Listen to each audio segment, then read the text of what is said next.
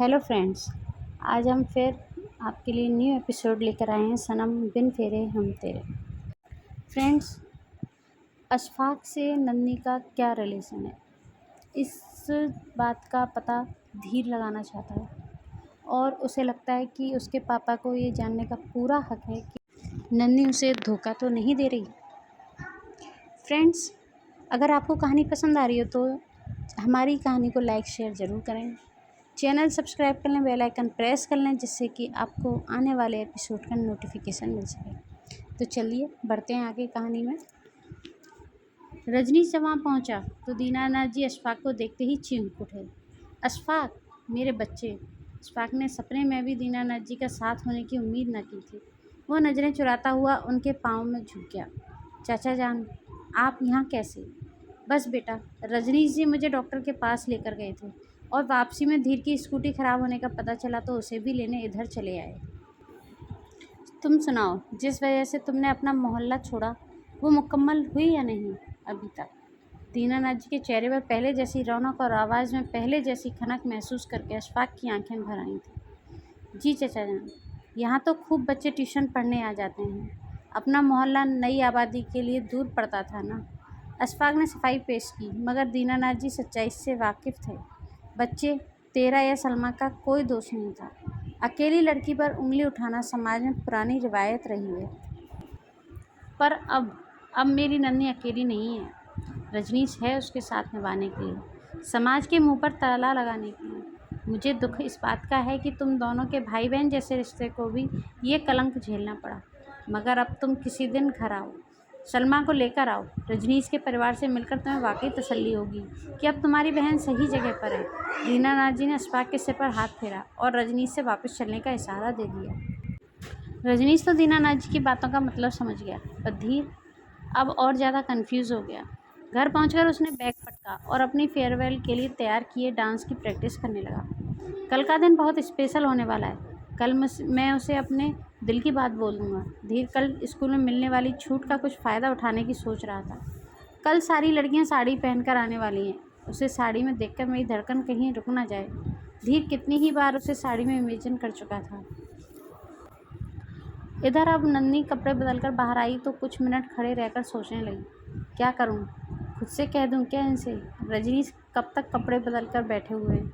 मुझे बाहर आते हुए भी देख ही लिया, पर अभी तक मुझे दवा लगाने के लिए बुलाया नहीं है। लगता है आज ये भूल गए हैं दवा लगाने की बात। क्या करूं? खुद से कहना सही रहेगा, कहीं उन्हें ये ना लगे कि मैं पहल कर रही हूँ। बुराई भी क्या है पहल करने में? उसके अंतर मन से आवाज़ आई। अपने ही विचार पर शर्म से पानी पानी होने लगी नन्ही। नहीं रजनीश, ऐसे नहीं है। आज अगर वो भूल गए हैं तो मैं खुद से याद दिला देती हूँ। वो मेरी इतनी परवाह कर रहे हैं तो मेरा भी तो कुछ कायदा बनता है। वो चुपचाप दवा का पैकेट लेकर रजनीश की तरफ पहुँच गई और उनकी ओर पीठ करके बैठ गई। मोबाइल चलाते हुए रजनीश हौले से मुस्कुराया और फ़ोन बंद करके एक तरफ रख दिया। नन्ही, आज मैं भी दवा लगाना भूलना नहीं था। बस आज मैं ये देखना चाहता था कि तुम्हारे इर्द गिर्द बनी इस दर्द की दीवार पर मैं लगातार झरोखा बनाने की जो कोशिश कर रहा हूँ वो कहीं पहुँच भी रही है या बस मेरा ख्याली बुलबुला है जो किसी भी दिन फूट जाएगा। पर आज तुमने पहल करके मेरे मन को ये तसल्ली दे दी है कि आज नहीं तो कल तुम खुद उस दीवार को गिरा दोगी और मेरे पास चली आओगी। फिर मुझे किसी झरोखे या दरवाजे की ज़रूरत नहीं रहेगी तुम्हारे मन में झांकने के लिए। दोनों के भीतर बहुत कुछ दरक रहा था और बन भी रहा था, पर दोनों ही अपने मन में चल रहे तूफान को बांटने के लिए अभी तैयार नहीं थे। अगली सुबह बहुत भागम भाग भरी रही थी। रजनीश 2 दिन की बिजनेस ट्रिप पर जयपुर जा रहा था और धीर अपने फेयरवेल के लिए तैयार हो रहा था।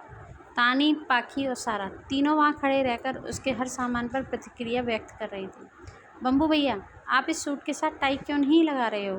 तानी को समझ नहीं आ रहा था, क्योंकि आजकल बिना टाई के सूट पहनना इन है और टाई आउट है। पाखी ने समझाया, पर टाई कैसे आउट हो सकती है? वो क्या बैटिंग कर रही है? तानी के जोक पर चारों साथ में हंसने लगे। धीर ने नोटिस किया कि सारा बस वहाँ खड़ी ज़रूर है, मगर वो एकदम चुप है, तो उसने सीधा सारा से पूछ लिया, अच्छा अब तुम दोनों चुप। सारा, यू टेल मी, मैं कैसा लग रहा हूँ? मेरे बाल ठीक लग रहे हैं ना या नहीं?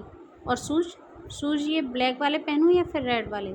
सरान्या इस अचानक की अटेंशन से घबरा गई और धीर, तानी और पाखी तीनों उसे एकटक देख रहे थे। वो थोड़ा अटकते हुए बोली, भाई बम्बू भैया मतलब धीर भैया, आप रेड शूज़ पहनो। आजकल ऐसे ही शूज़ पहनते हैं बॉयज़ सूट्स के साथ।